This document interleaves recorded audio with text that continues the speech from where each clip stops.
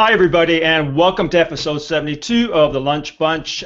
This week, we're going to be talking about spring cleaning appropriately, because maybe in your neck of the woods it's spring. By the calendar, it's supposed to be spring here, but I shared some shots recently. We were up at a cabana souk, which is a sugar shack, and the snow hills were behind us, and we had our toques and our coats on, and it didn't feel like spring at all. So happy spring for those who are enjoying it. Please don't send any pictures of crocuses and tulips. I really don't enjoy them. Let's see, what else? We're going to talk about tools and tips and advice, why it's so important to clean up your social media platforms. I know nobody likes to clean. It's tedious. I mean, how many times do we say, oh, yeah, man, I got to clean up that Twitter list, you know? Yeah, we never get around to it until something happens. And things can happen. I mean, you know, you may think that's okay because to have lots of followers on Twitter, and so you say, oh, no, leave them there, because when people look at my profile on Twitter, it looks like I got gazillions of followers. Well, the problem is some of those followers are bots, and they can discredit your reputation if they sort of, you know, hack into your account and stuff. So you have to be careful. Keep your accounts clean. And speaking of clean, we've got a clean bunch here that we're going to talk about spring cleaning. And I'm going to say, let's everybody say hi to BL. Say hi, BL. Hi. I couldn't find my mouse. See, talk about being organized. Hi, well, Ray. Hi, everybody. Good to see you, Bia. How are things in New York? Well, it's 26 degrees. Some spring. But I will say that the flowers so bravely have managed to come up through the ice, and they're probably going to be dead by tomorrow, but the crocuses and the daffodils and the forsythia, you know, they all very gamely came out. And I do know that there are buds on the trees. Well, I'm very happy for you.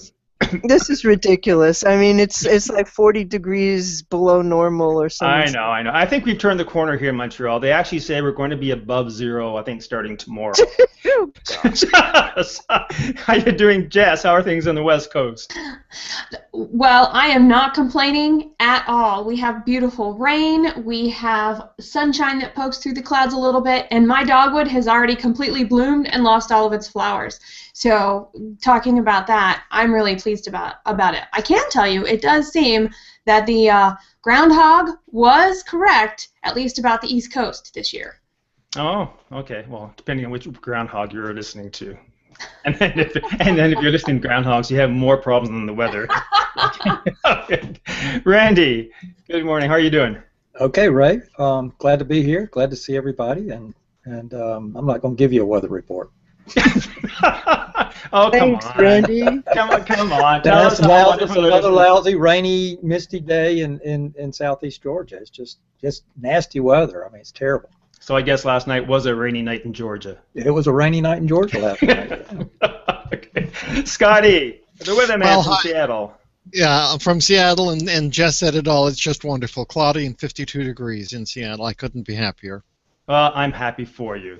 I say that from the bottom of my heart. With all okay, I need to know, do you jump in the puddles, Scott? Because we jump in puddles over here on this side. No, of I hate being wet. Are you kidding? If I'm out in the rain, I hate being out in the rain. Well, we jump in puddles here in Montreal, but it's a bit dangerous because they go very deep. We have pothole problem here, so they would have to send out scuba divers to try to find you. That's awesome. I was watching cars go over potholes the other day. It's really frightening. I mean, they're huge, enormous. Okay, so let's get to the topic today. So, house cleaning, yay! We had William Rock here about a year ago when my website was hacked, and we had him on as our expert, and he gave us some tips, and that's part of housekeeping too, right? I mean, if you have WordPress blogs hanging around that you forget about or whatever, it can be very dangerous. I'm just going to share I think this is the one. We'll take a chance and see if it is or not. Let's see. Yeah, this one here. This was the security tips that he shared with us for the WordPress sites. Update the WordPress and plugins, use secure hosting, never use admin as your username. That's almost as bad as using password as your password, right? Keep a backup and strengthen up those passwords. Those some of those things apply to other sites as well, like the passwords for sure, and using something stupid like username for username. But that's one of the areas that we should be looking at when we're house cleaning. The other ones, of course, as I said before, there's Twitter, and we're going to be sharing links to apps and other tools that you can use to help clean up those accounts. Google Plus, on my takeout, I'll be sharing a takeout. I'm going to be suggesting Circlescope, which many of you know, and it's very effective in cleaning up your circles. And again, we're going to talk about why it's so important. So I'm going to go and ask the first question to the panelists, and I'm going to ask them, what platform do you feel is most challenging to maintain? And I'm going to start with Randy. Probably the most challenging. Well, I don't think any of them are challenging because I spend so much time trying to monitor it. So I guess I'm a little. It might be the one that moves the fastest to me. Probably would be Facebook, in that Facebook. Because if you don't have your settings just right, then you just get inundated with other people's feeds, and they say you're not you got to think about, if I share this with Ray, who else gets to see it? You think, oh, I'm gonna have a one-on-one with Ray, but once you do it, depending on your settings, other people. So I guess maybe Facebook would probably be the most challenging. It's the one that changes the most. Is that, and then again, is that because you have to set up those lists really well at the start? Otherwise, as more people, as you friend more people, then it becomes more blurry. Then you always have to go back to the list and put them in the right list. So it's an ongoing thing, right, with Facebook? Yeah, I got, I don't know, I just say I got religious about doing it a year ago on Facebook because we had, it was a numbers thing or whatever, and I still have a lot of people on my personal Facebook account that I follow, but nothing like what I had, and I just made it a decision that, if I can look through my friends list and I see names, that certainly if I see a name and they don't have a photograph of themselves, they're out. But if they haven't engaged with me, I just unfriend them. And not all the time do I unfriend them, but I at least unfollow them. So I don't, they're not something they're posting, or it doesn't clog up my feed that I'm looking at. I'm going to ask you one question, Rand, before we move on from Facebook, and I ask the other panelist, because I have a problem with Facebook on many levels, but the problem with friends is that people who I don't consider personal friends, and that's why I like to use Facebook, is for personal friends, they ask to be friended, or they ask to be a friend, and usually they're marketers, or the people that know me on Twitter and all that, and I feel a bit uncomfortable saying no, but then it clutters up my Facebook feed. I don't know what to do. How do you handle that? How do you? I tell them I'm happy to connect on LinkedIn, but I only connect with people I really know. I don't say anything to them. I just don't connect with them. Really? If it's somebody like what you just described, Ray, a marketer that I know they're pushing something like that, and I look at their bio and there's nothing there that, outside of maybe they work in the profession I do or something like that. No. Yeah, I just ignore them. But there are a lot of people who come along and make requests, and they're business associates, or I don't want to use Facebook for that. You want to talk business, we'll do it on LinkedIn, and stop spamming me on LinkedIn. I really hate the LinkedIn spam. Okay, we'll get to LinkedIn. Maybe. Okay, so I'm going to open up. I'll open to you then, BL. What's the most challenging platform for you to maintain? Email. Does that count? Yes, for sure. That's a big Oh count. my God, I hate email. I cannot begin to tell you how much I hate email. I get 800 of them a day. I didn't go into the email yesterday, and there are several thousand of them. My pet peeve is people who don't change the subject line when they change the subject, and so emails will go on with a string of 40 emails, and there's 10 subjects in there, and then somebody will say, did you do such and such? Like, what? Like, you can't change the subject line. Is that such a big deal? But nobody will do it. So I don't have an answer. I just, I ignore a lot of email, and if it's important, it'll come again.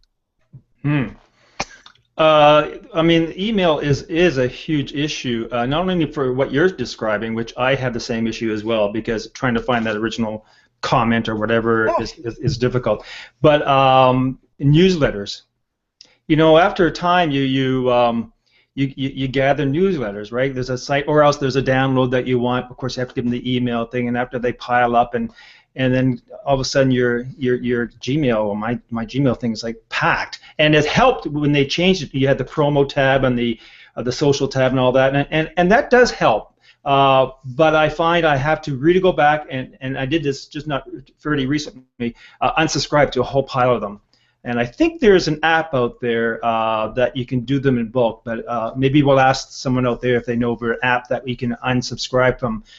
There is an app, Ray, but when I tried it, it also tried to unsubscribe me from things I did want. It didn't disseminate well enough. I didn't find it useful. Okay. Jess, what do you find the most challenging platform to maintain? Don't laugh, but they all have their challenges. So I always like to flip it around and look at the opportunities.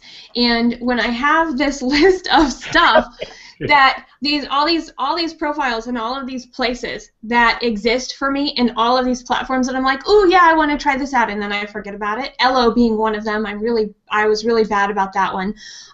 Sue, I never actually got around to signing up, so I don't have a dead profile over there at this moment in time. But it's one of those things where when I go back through the list of everything that I've signed up for, because I actually don't, I like my password tracker, but it does not help me visualize what my actual footprint looks like. So I have this diagrammed out. Sometimes it's half on my computer and half on paper, and I go through and I look at all my profiles once in a while. One, to make sure they're updated, but two, do I really need them? And one of the things that always surprises me is when I do that once or twice a year, when I get to the list to do that, I always find somebody really cool, I find a new source of content, or I find an opportunity and go, wow, this has changed just enough to get my interest to keep coming back. So I'm going to look at it from the positive side this morning. And we would expect none less for you, Jess. That's why you have all the sparkle. So none of these platforms drive you nuts in terms of tweaking them or controlling them or managing them? No, mine is similar in the sense that it would be to email, that as much as I love texting and I love instant messengers on all of them, it's a bigger distraction for me, and the people that I'm working on, when they're texting me, I'm not getting the work done for them that they would like me to be doing, so or the work done that I want to be doing to better serve them. And so I would say it's somewhat of the conversation in the instant messaging piece. However, the flip side to that is I love it because I like to hear from everybody all the time. So it's really hard, Randy. Or I'm sorry, Ray. Now look at what I did. I think that and I don't want to jump ahead of Scott there, but I just wanted to say that I think that I know I've got a compulsive behavior, a little obsessive. So like Jess says, she does it 2, 3, 4 times a year or something. I'm sitting here thinking I either unsubscribe, delete, unfriend, unfollow somebody daily. I mean, I know I do it. That happens all the time. Yeah, me too. If you check your, I mean, the tool I'll share later on will show you how many people, say on Twitter, unfollow you a day. Okay, you picked up 40, you lost 35, so you got a net gain of 10. Really, that's you got to look at those numbers. You're losing as many as you're gaining half the time. That's why those big spurt escalating numbers don't happen anymore. First of all, I want to say I'm flattered that I'm still on your list. That's high criteria. Well, that's what I said. It's you know the people that engage with you, and I mean you got to give credit. I mean there's people that I follow on Facebook and Twitter and other things that don't follow me. I follow them because I'm interested in their product or their writings or something like that. I want to highlight what Biel's brought up from Carmen. She agrees with the email comments we've had. I have never been able to clear email, and I use the color coding to help with prioritizing. Anyone else use color coding on Gmail? I use color coding, but I also use filters, and I really use them, in a big way. But it's just overwhelming. And so, the other thing that I have a real issue? Oh wait, Scott didn't go. Yeah, can let's go to Scott before we feel left out. Yeah. And he'll get rid of all of us. We won't be in his circle. Well, thanks, Bill. Well, I'm going to jump in with a few things. I love you dearly, Randy, but I'm the polar opposite of you. Jess, it doesn't surprise me. You are really super organized. BL, I am with you. People who change the subject without changing the subject line drive me crazy. And you've never seen me that animated before, have you? Well, what do you do when they're clients? That's the thing. Like, how many times can you say to your client, will you please change the subject line, and they don't do it? What are you going to do? I will go in and change the subject line for them. I do that all the time. It doesn't matter. Then they make a thread there, you know? I mean, it's really quite hilarious. Okay, Scott, so I'm going to assume that email is your platform that you have the most issues with. Well, it is. And I've actually got several email accounts, and I've got, a few, but there's only one that I use nowadays. But I've got others. And I was one of the first beta users of Gmail when it first came out. You had invitations and whatnot.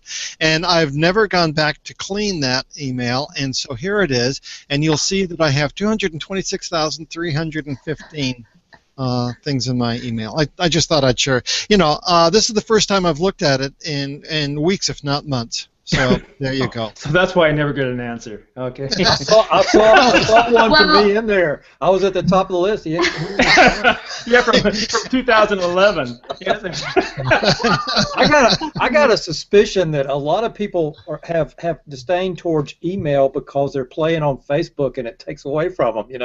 They're playing on Twitter or someplace and they're spending all their time. Then they go over there and they go, oh crap, I got to answer these emails. No, I next don't. Question. I want to ask. Answer. You were going to say something before we went to Scott. Do you remember what it was? Me? Yep.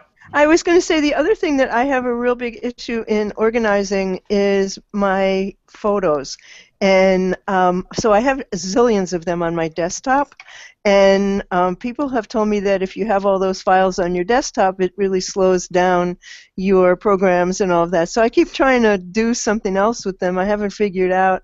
I would love to hear how everybody else handles this. I haven't figured out how to do it. Sure, there's people in our audience who has things to say about the photos. First of all, no, I'm not. Okay, because I was going to say, why are they on your desktop? Why do you put your photo on your desktop? Well, there's a bunch that I use a lot, like the thumbnail for the show. Oh, that, okay, but not like your iPhone photos and. No, but pictures that I use over and over, and then I don't know, it just gets filled up. There's probably 150 things on my desktop, so every once in a while I go through there, I clean them up. I'm doing social media for clients, so I have pictures from there. Okay. I might need them again tomorrow. It's insane.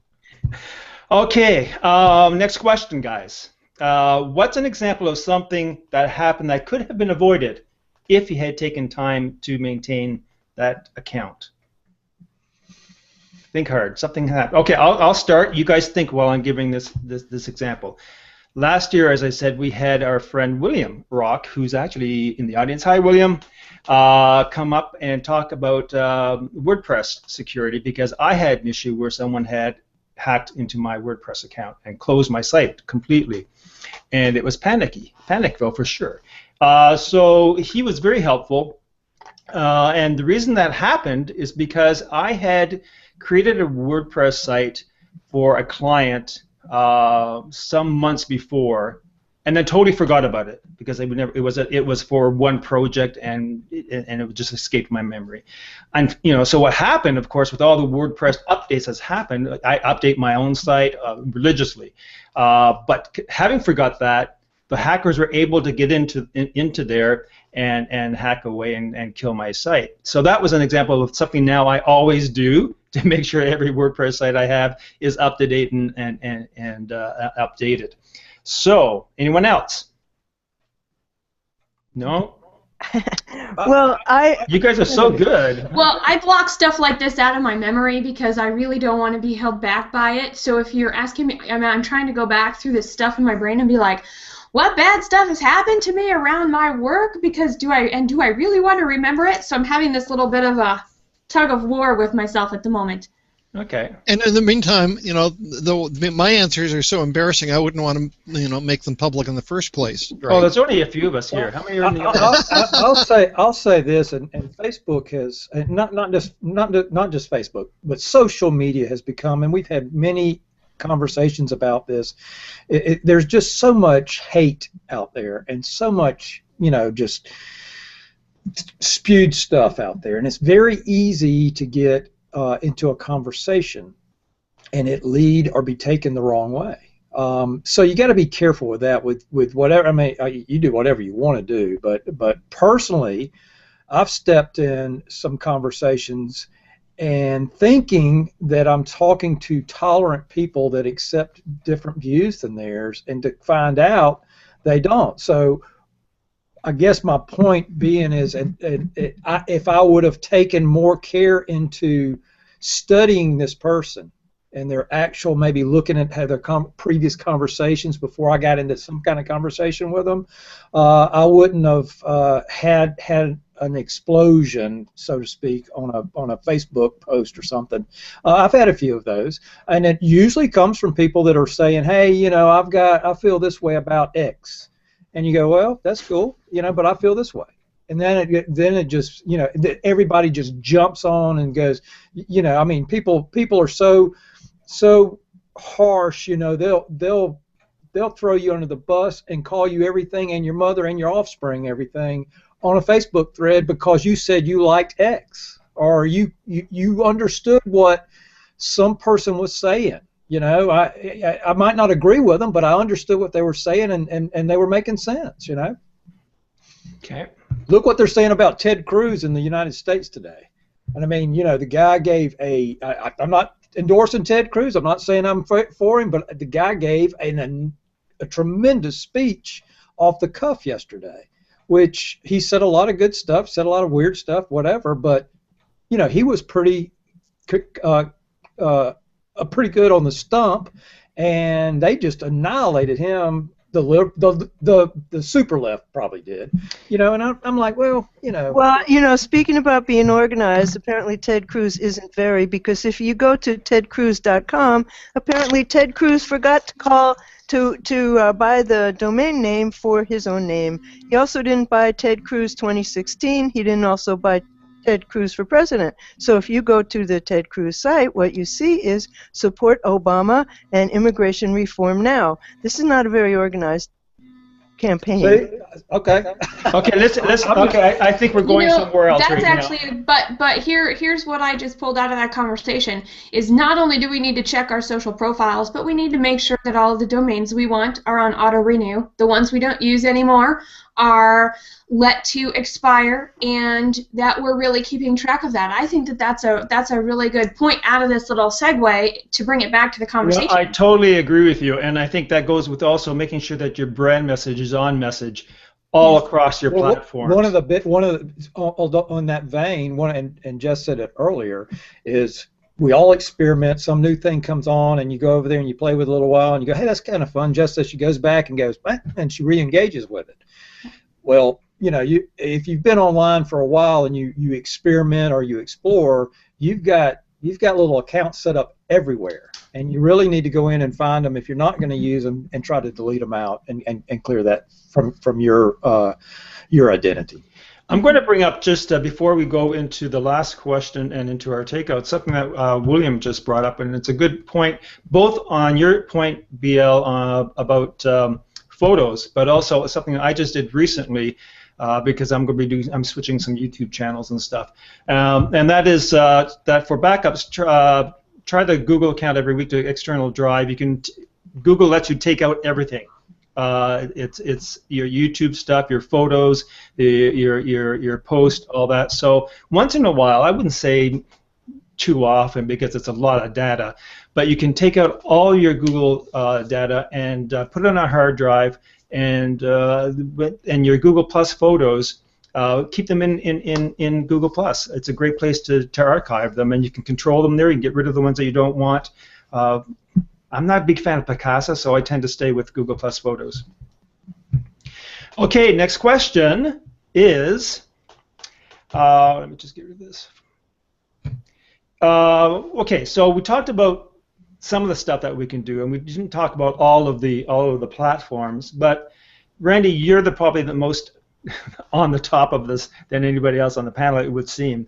So what would you go to regularly? What's the platform what's the maintenance thing that you do on a regular basis that you think is most important?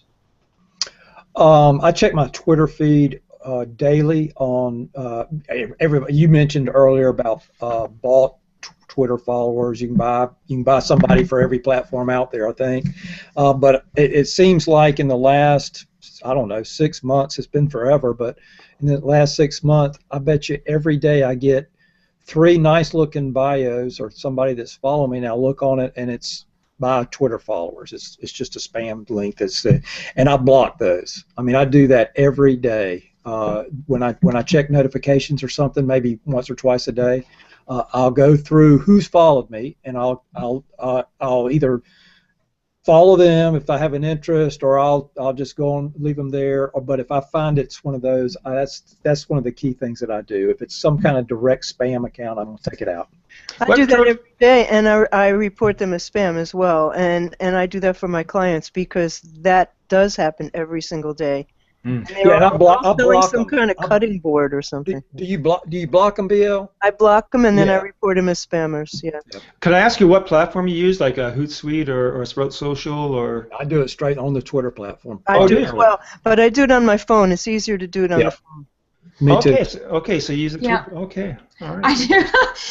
I'm in the camp with them. It's so much easier to do Twitter stuff. And I will tell you, I get email notifications from Twitter, and I only get about 70 to 80% of the notifications of stuff going on Twitter in my email. So I have shut that off, and I am in the platform. And Hootsuite was also missing some of those. So I'm also back on the platform. I'm starting to lose my interest with that. Interesting that, okay, because we have to go, but that's interesting you say that, because I'm just now reintroducing myself to Sprout Social, because I'm getting kind of stale on Hootsuite. Sorry, guys. Okay, so let's go to the takeout, and I'll start with my takeout, because I'm host. So my takeout, one of the big things, Google Plus, I think especially demands maintenance. Otherwise, and especially in circle maintenance, because otherwise it gets so out of hand, people get discouraged because they don't know who's following who or what this means when someone follows you, or you'll get notifications from people you have no clue who they are. My favorite tool to do this, and the simplest, is Circlescope. And this is a site. This is their YouTube play site. And the YouTubes are very short, and they're narrated by the dulcet tones of Christine de Graaf. She does a very good job in explaining what's what, and I would definitely recommend you do this. As you can see here, they show you how to create whitelists so that you don't mistakenly block somebody. Blacklist, where you don't want to add someone that you don't want. Get rid of no follows, inactives, and those dreaded blue heads. And I'm not talking about my grandma. It's a blue rinse. So Circlescope for sure is my recommendation. Anybody else now? Well, I have one. I have Duplicate Annihilator, which is I think it was about $10, an app for iPhoto, and the interesting thing about it is that for whatever reason, iPhoto keeps making these thumbnails of your images. So it turned out that I had almost 3,500 dupes that iPhoto had created. I hadn't created them, and they take up a lot of room on your hard drive. So I just run that program every once in a while, and that makes a big difference. And do you find it's accurate, BL? Well, I haven't gone into the 4,500 that were left to be positive about it, but it certainly took out a whole bunch. That would kind of defeat the whole point when spending more time checking on the cleanup than the cleanup. Yeah. I don't think it took out anything I did want, because I haven't, who knows what's in there anyway. Jessica. All right. Well, true to Jessica's style, what I have is not a tool, but it is an idea and a process and an example of how to implement very easily a quarterly business review and having a template for it. So once a quarter that you can go in, and this is the big more strategy. We've been talking a lot of tactical stuff, and tactical things go into the day-to-day, and then when you get to the review, is my process working? Are the tactics that I'm taking every day successful? How do I need to monitor them so that I can be as efficient or more efficient or make necessary changes for the next quarter? And that was my share. Well, I agree. I had a chance to just skim this before we went on live, awesome. and it's an important factor that we didn't talk about is the audit. To continually audit your properties, continually audit the company and what your message is and all that. And this is a great guide to do that. Thanks, Jess. Yeah. Randy. Well, I talked about policing the Twitter channel, and mine is CrowdFire, formerly known as Just Unfollow. When CrowdFire bought them out, they changed the interface a little bit, and it lays out a full screen before. But this is a great little program, easy to use. You can use it free. You can upgrade it if you want. But the free version, if you've got a good grip on your Twitter follows, you can use the free version and get by with it pretty easy. It'll give you the people that have followed you in the last 24 hours. It'll give you the people that have unfollowed you in the last 24 hours. It'll allow you to look at the people that are not following you back, that you're following, your fans. So it's a very easy thing. And if you play on Twitter a lot, you ought to use it. It also has an Instagram account too, so you can do the same thing with your Instagram. Cool. Thanks a lot, Randy. Scotty. Well, thank you. In honor of the show today, I wrote a blog post called "The Ultimate Digital Clutter Solution." Oh, get my tongue in shape. So anyway, I'll put a link in the comment stream and check out what the ultimate digital clutter solution is. You're getting to be quite the content generator there, Scotty. Well, you're the inspiration, or at least the show is. Thank you. Actually, I can't come up with anything else, so there you go. Well, thanks, guys. We're at the end of the show, and I want to say it was fun. Imagine that. So next week, I wasn't sure what we were going to do next week until I just read an article by Ginny Dietrich before we went on. And it really struck a chord. And Randy, you touched upon it earlier in the conversation today, and that's the online mob mentality on social media and how we're so quick to judge and condemn and lynch people. Everybody makes a mistake, right? Everybody's human. And I've noticed this as well on how ugly it can get when something happens on social media. We don't seem to forgive or forget. So next week we're going to talk about that. We're going to talk about the mob mentality on social media, and hope you can join us and maybe share some stories and your thoughts as well. So that's it for episode 72. I'm going to see you next week. Take care. Bye-bye.